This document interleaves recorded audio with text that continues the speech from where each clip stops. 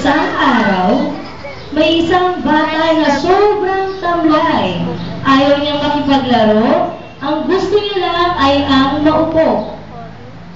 Lumapit ang kanyang mga kaibigan. Niyaya nila itong maglaro.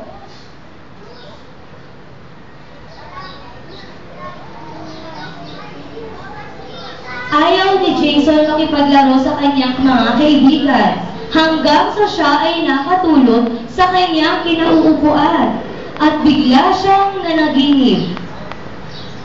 Jason! Jason! Huwag kang kakain ng gulay. Mas masasarap ang mga candies. Tsak na magugustuhan mo ito. Ito ay iyong kainin. At bigla siyang nagising. Sa bakuran naman,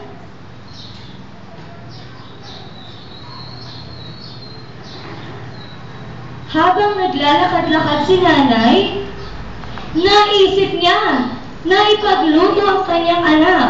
Nakita niya ang mga gulay. Agad niya itong pinitas.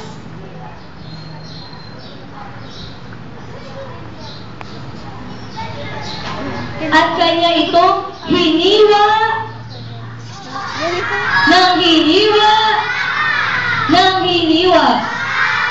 Iniligay niya ito sa lalagyan. At hinalo ng hinalo ng hinalo. Tinikman niya ito. May kulang.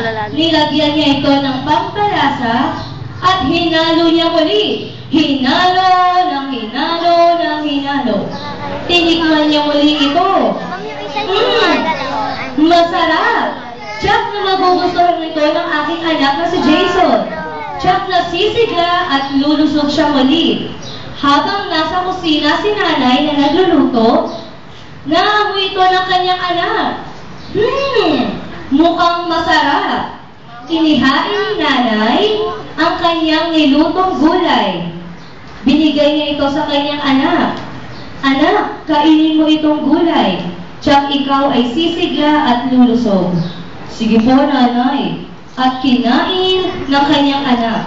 Bigla itong sumigla at naging malusog muli. Diyan nagtatapos ang kwentong Ang Batang si Jason.